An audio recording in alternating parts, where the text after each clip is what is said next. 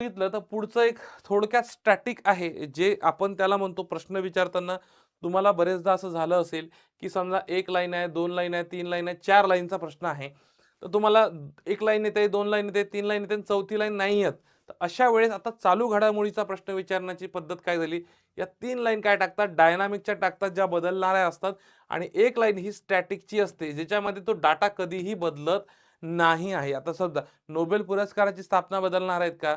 पण दरवर्षी नोबेल जे पुरस्कार ज्यांना मिळणार त्यांच्या नावांमध्ये बदल होणार आहेत. तर हा डाटा काय झाला? हा डायनामिकचा झाला. पण हा स्टॅटिकचा डाटा काय असतो? आता नोबेल पुरस्काराची सुरुवात ही 1901 ला झाली. ओके. अर्थशास्त्रातील योगदानासाठीचा पुरस्कार 1969 पासून सालापासून दिला गेला. ही एक महत्त्वाची बाब आहे त्याच्यामध्ये.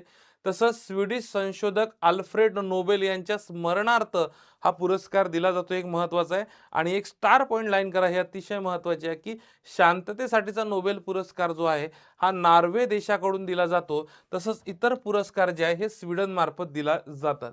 म्हणजे तुम्हाला जे 6 पुरस्कार आहेत ना, त्यापैकी 5 आणि 1 म्हणजे एक पुरस्कार जो शांततेचा आहे, शांततेचा, तर हा नॉर्वे देशाकडून दिला जातो. नॉर्वे आणि इतर उरलेले 5 जे आहे हे स्वीडन देशामार्फत दिले जातात.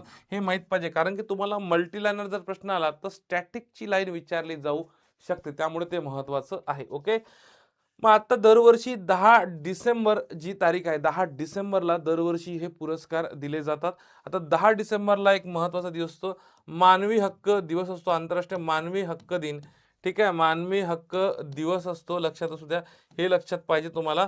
आणि याचं बक्षीस जे आहे 11 दशलक्ष स्वीडिश कोनोर म्हणजे जवळपास $10 लाख इतके असतात. मग आता लक्षात घ्या, हा जो नोबेल पुरस्कार आहे एक महत्त्वाचा आहे.